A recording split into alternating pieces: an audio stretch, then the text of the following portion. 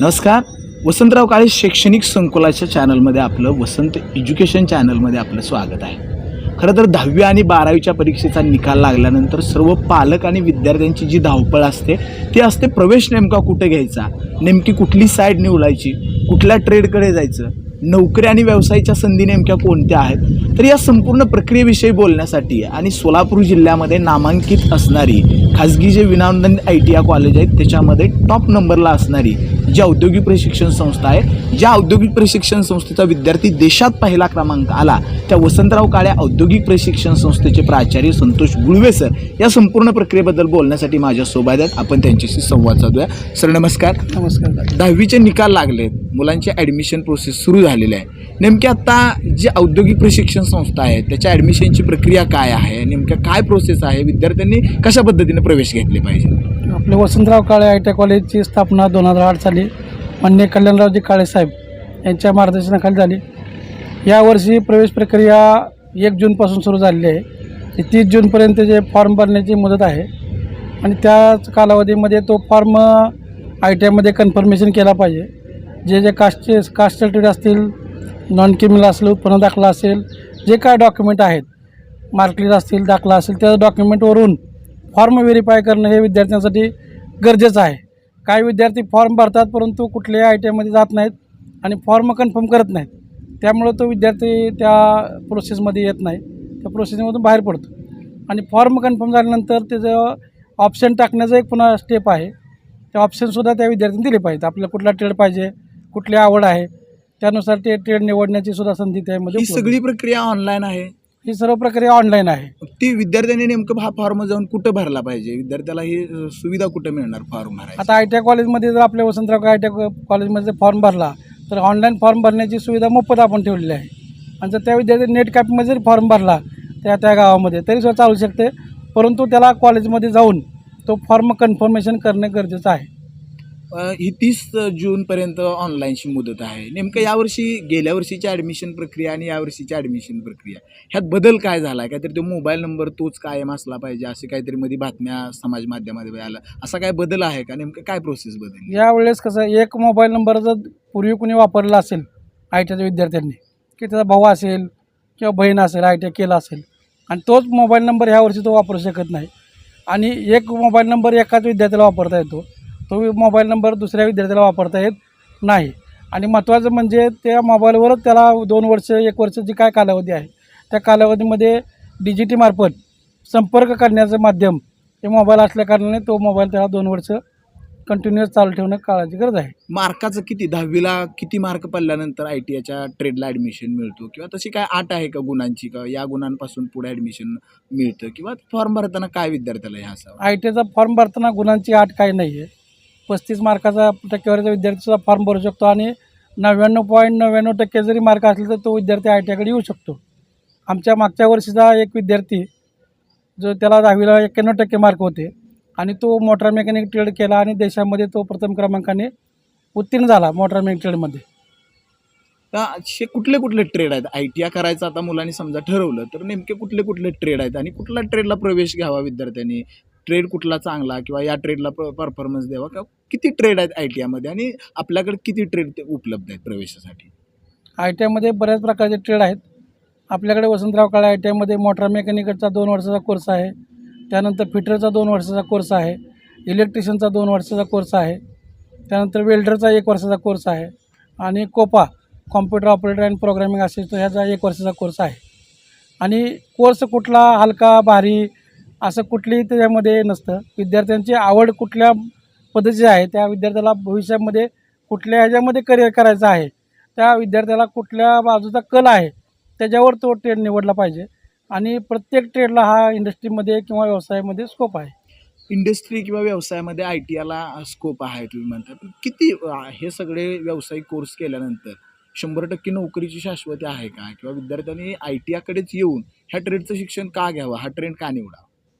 ITI असा course आहे की जो विद्यार्थी परीक्षा पास होण्याच्या अगोदर कॅम्पस इंटरव्ह्यूच्या माध्यमातून त्याचं सिलेक्शन केलं जातं. असा कुठलाही कोर्स नाही की त्याला रिझल्ट लागायच्या अगोदर त्या विद्यार्थ्याला डिमांड असते. इंडस्ट्री आपला भारत देश हा ग्रोथ करत आहे इंडस्ट्रीमध्ये. जागतिक महासत्ता बनण्याच्या दिशेने वाटचाल करत आहे. त्यामुळं भारतामध्ये जॉबची संख्या भरपूर आहे.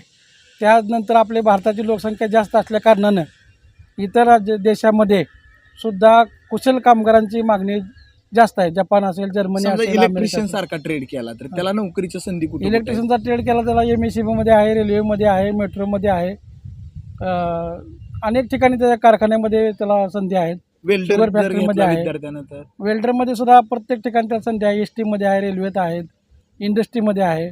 आणि जर कुठे नोकरी नाही लागली तर स्वतःचा व्यवसाय तो विद्यार्थी चांगल्या प्रकारे फॅब्रिकेशन शॉप टाकू शकतो. इलेक्ट्रिशियनचा विद्यार्थी लाईट फिटिंगचे कामं असतील किंवा शॉप एखादा टाकायचं असेल तर तो चांगल्या प्रकारे त्याच्यामध्ये करिअर करू शकतो. अजून एक विद्यार्थ्यांच्या मध्ये समज असतो की 11-12वी करूया आणि मग त्या ठिकाणी व्यावसायिक शिक्षणाकडे जाऊया. मग 10वी नंतर विद्यार्थ्यांनी जर इकडं आलं तर काही विद्यार्थ्यांची शंका असते की आपण 11-12वी केलास तर बरं झालं असतं. मग ते विद्यार्थी आणि ती प्रवेश प्रक्रिया नेमकी कशी आहे किंवा तशी काही ITI मधून सुविधा आहे? मागील 5 वर्षापासून आपण SSC बोर्ड पुणे या बोर्डाशी कनेक्टेड आहोत. त्यांची आपल्याकडे मान्यता आहे आणि त्या बोर्डाच्या माध्यमातून आपले विद्यार्थी ITIचा कोर्स पूर्ण केल्यानंतर डायरेक्ट 12वीचा फॉर्म भरू शकतात आणि 12वीला त्याला मराठी आणि इंग्रजी हे 2 विषयाचे पेपर त्याला देणं गरजेचं आहे. आणि बाकी 400 मार्काचे पेपर आहेत ते त्यांनी ITIमध्ये जे काय मार्क उपलब्ध मिळवले आहेत ते मार्क आपण बोर्डाला कळवतो आणि बोर्डाचा आपल्या सेंटरमध्ये त्याची परीक्षा होते आणि त्याला 12वीचं मार्क लिस्ट म्हणजे मिळतं. त्यासाठी 11-12वी पुन्हा 11-12 होतं. करायची गरज नाही आहे. म्हणजे 11-12वी आणि ITI एकाच एकाच वेळेस वेळेस दोन्ही होऊ शकते, करू शकतो. काय अडचण नाही. जे ITI कॉलेज आहेत आता तुम्ही म्हणाल की याच कॉलेजमध्ये विद्यार्थ्यांनी यावं किंवा प्रवेश घ्यावा, काय वैशिष्ट्य आहेत तुमच्या कॉलेजची ITI कॉलेज आणि कशा पद्धतीचं तुमचं सगळं वर्षभराचं अकॅडमिक कामकाज चाललेलं असतं? आपल्याकडे महत्त्वाचं म्हणजे ड्युएल सिस्टीमचं ट्रेनिंग आहे जे जिल्ह्यामध्ये कुठल्याही ITIमध्ये उपलब्ध नाही आहे. आपल्या DGTकडून आपण मान्यताप्राप्त असं DST ट्रेनिंग आहे. DST म्हणजे एखादा विद्यार्थी वेल्डरला ॲडमिशन घेतला, फिटरला घेतला, इलेक्ट्रिशियनला घेतला तर तो विद्यार्थी आपल्याकडे 3 महिने राहिला तर 3 महिने त्याला कारखान्यामध्ये काम आपलं उपलब्ध करून देतो आपण. आणि प्रत्यक्ष कामाचा अनुभव त्याला शिकत असताना 2 वर्षाच्या कालावधीमध्ये देण्याची सुविधा वसंतराव काळे ITIमध्ये आहे. आणि ते त्याला DGT म्हणजे जे काय केंद्र शासन आहे त्याच्याकडून मान्यताप्राप्त त्या गोष्टी आहेत आणि त्याचा फायदा त्याला विद्यार्थ्याला पुढे जॉब करताना होऊ शकतो. आणि ITIमध्ये जे नॉलेज मिळालं नाही किंवा जे जादाचं नॉलेज आहे तो कारखान्यामध्ये प्रत्यक्ष काम करत असताना अनुभव घेऊन तिथली जे काय सिस्टीम असेल तिथले जे काय डिपार्टमेंट असतील त्याचा त्याला अनुभव 2 वर्षामध्ये येतो आणि ही सुविधा आपल्याला वसंतराव काळे ITIमध्ये आहे. मध्ये ट्रेडचं मध्ये बोलताना आपल्याला राहून गेलो जर मोटर मेकॅनिकलचा ट्रेड जर विद्यार्थ्यांनी केला तर त्याला कुठे व्यवसायाच्या संधी आहे? मोटर मेकॅनिक ट्रेड केल्यानं त्याला कंपनीमध्ये टाटा असेल, बजाज असेल, जे काय व्हेकल मॅन्युफॅक्चरिंग कंपनी आहेत त्याच्यामध्ये त्याला जॉब आहेच. परंतु काही विद्यार्थी असे आहेत की सर आम्हाला जॉबची आवश्यकता नाही की आम्हाला दुसऱ्यांना रोजगार उपलब्ध करून द्यायचा आहे, आमच्या गावामध्येच आम्हाला डेव्हलप व्हायचं आहे. मग असे विद्यार्थी आमच्याकडून बरेच तयार होऊन गेले आहेत की त्यांनी स्वतःचा व्यवसाय तयार केला. आमचा एक विद्यार्थी आहे मोहोळपासला आहे. तो विद्यार्थी त्याच्याकडे एक मोटरसायकल आहे आणि हँड टूलची पिशवी आहे आणि त्या तेवढ्या भांडवलावर तेवढ्या ह्याच्यावर तो महिन्याला 1 लाख रुपये कमवतो. तो विद्यार्थी GCP दुरुस्तीचं काम करतो. मागील 10 वर्षापासून तो काम तो करत आहे विद्यार्थी. आणि त्या कामामध्ये त्याला विजिटिंग चार्जेस दिल्यानंतर ते महिन्याचं मासिक उत्पन्न 1 लाख रुपये त्याचं. हे झालं गावाकडचं. आत्ताचा ट्रेंड काय आहे? शहराच्या ठिकाणी जायचं, तिथं कॉर्पोरेट कंपन्यांमध्ये जॉब करायची किंवा शहरामध्ये जाऊन त्या ठिकाणी आपला व्यवसाय उभा करायचा. तर ITIच्या मधून तशा संधी आहेत का? तसे पण विद्यार्थी आमच्या पुण्यामध्ये 2 विद्यार्थ्यांनी जाऊन पुण्यामधील गॅरेज टाकण्याचं तिथं काम केलेलं आहे त्यांनी आणि स्टँडर्ड गॅरेज पुण्यामध्ये त्यांचं चांगल्या प्रकारे चालू आहेत. असे बरेच विद्यार्थी आहेत. काय पुण्यासारख्या ठिकाणी आहेत, काय औरंगाबादला आहेत, काय नगरसारख्या ठिकाणी आहेत. इथून जाऊन त्या ठिकाणी त्या एरियामध्ये त्यांनी स्वतः डेव्हलप झालेले आहेत. जरी त्यांचं गाव आपल्या सोलापूर जिल्ह्यामध्ये असेल परंतु त्यांना पुण्यामध्ये सेटल व्हायचं होतं त्यामुळे त्यांनी स्वतःचा व्यवसाय पुण्यामध्ये चांगल्या प्रकारे चालू आहे. आता आमचा एक फिटर ट्रेडचा विद्यार्थी आहे तो भोसरी भागामध्ये त्यांनी स्वतःचं शॉप टाकलं. लेद मशीन असेल, ड्रिल मशीन असेल, VMC मशीन असेल, मिलिंग मशीन असेल, असं शॉप त्यांनी उभा केलं आणि मोठमोठ्या कंपन्याकडून तो पार्ट बनवायचं ऑर्डर घेतो आणि त्या ऑर्डर पुरतं ते करत असतो. त्याचं पण चांगल्या प्रकारचे वर्कशॉप भोसरी या भागात तो सेटल झालेला आहे. हे नोकरीच्या संधी, व्यवसायाच्या संधी हे सगळं झालं. मात्र पंढरपूरपासून अगदी 15-20 किलोमीटर अंतरावरती हे ठिकाण आहे. इथं विद्यार्थ्यांनी यायचं म्हणलं तर त्या सुविधा कशा, समजा बाहेर परगावचे जे विद्यार्थी आहेत पंढरपूरपासून काही अंतरावरती आहेत, सोलापूर जिल्ह्यातले आहेत किंवा इतर ठिकाणचे आहेत, तर त्या विद्यार्थ्यांच्या ॲडमिशनच्या सुविधेसाठी नेमकं कशा पद्धतीनं कॉलेज प्रयत्न करते? आपल्या कॉलेजमध्ये मान्य काळेसाहेबांच्या मार्गदर्शनाखाली आपण कॉलेज सुरू केल्यापासून हॉस्टेलची सुविधा आहे, मेसची सुविधा आहे. हॉस्टेलमध्ये चांगल्या प्रकारची राहण्याची सुविधा त्या विद्यार्थ्यांसाठी केलेली आहे आपण. त्यानंतर पंढरपूरपासून येण्याची बसची सुविधा आपण उपलब्ध केली आहे. कॉलेजची स्वतंत्र बस उपलब्ध आहे.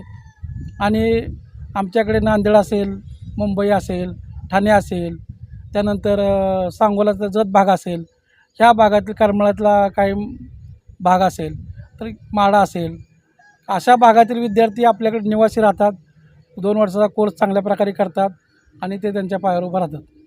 तर विद्यार्थ्यांना व्यावसायिक शिक्षणाच्या याच्यामध्ये खरं तर ITI कॉलेज म्हटलं, ही सगळे मेकॅनिकल, फिटर, वेल्डर हे सगळं म्हटल्यानंतर ही सगळं गॅरेज लाईन आली किंवा कंपन्यांचा बेस आला, हे सगळं मुलांच्यासाठी झालं. ही सगळं मुलं करतात असणार. ITI कॉलेजमध्ये मुलींच्यासाठी कुठले ट्रेड आहेत किंवा मुली कुठले ट्रेड करू शकतात किंवा तशी मुलींसाठी काय ॲडमिशन होते? आता मुलींचं बघायला गेलं तर कॉम्प्युटरसारख्या ट्रेडला मुलींचा कल असतो, परंतु आम्ही मुलींना मार्गदर्शन करून इलेक्ट्रिशियन असेल, फिटर असेल, वेल्डर असेल, ह्या ट्रेडमध्ये वळवण्याचा प्रयत्न करतो.